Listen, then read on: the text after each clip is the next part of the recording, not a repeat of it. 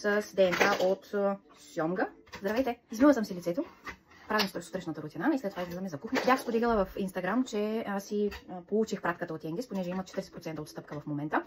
И се възползвах от това. Поръчах си 2 серума. Аз ползвах ето този, Magic Drops. И си поръчах другите 2, защото не успях много да видя ефекта от този.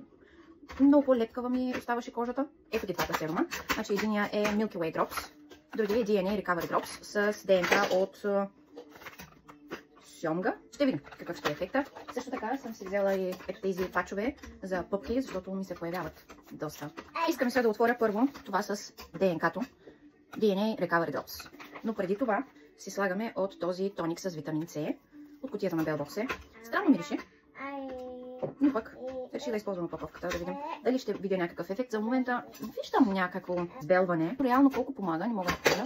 Виждате как имам пигментации по лицето. Окей, я искам да направим. Ето. Ох, много хубаво мирише. Мирише на дъвка. Подпомага регенерацията и еластичността на кожата, като се бори с фини линии, сухота и следите от умора. Точно за мен. Лека и бързо абсорбираща се формула, която се вписва безпроблемно в рутината. Възстановява баланса и подобрява хидратацията и жизнеността на кожата. Нещо, което на мен супер много ми трябва. Няколко пъти вече съм го показвала. Пак е от кутията на Белбокс. Ето тази марка, Flannery, с хиалуронова киселина. Мога да кажа, че виждам ефект. Приемам препоръки за околоочен серум. Ето този серум доста по-добре попи. Това мога да кажа. И наистина не е толкова лепкаво. Време е за слънцезащитен. Значи голямата опаковка свърши вече, затова съм минала на мострата. Мисля да пробвам тези с SPF, които получих от Белбокс кутията. И имам един подарък от сестра ми. Така че и тях може да тествам.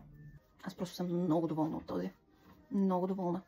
Вижте как ми сияе кожата след това. ID Concealer на Jeffree Star Cosmetics. Ако да се приличаме на човек. Руш на Ofra Cosmetics. Малко цвят. Малко и хайлайтер на Golden Rose. Това едно стига. Правя ми веждите с Анастасия Beverly Hills гела. В принцип не обичам да се слагам сенки. Обаче това на Golden Rose Eye Glaze харесва ми. Леко така лилавее. Ако изпирала, не забравим и това на Enel Beauty. Последната кутия на Белбокс. Наистина много ми хареса. Ами, толкова. Хайде да ходим вече. Хубав ден ви желая.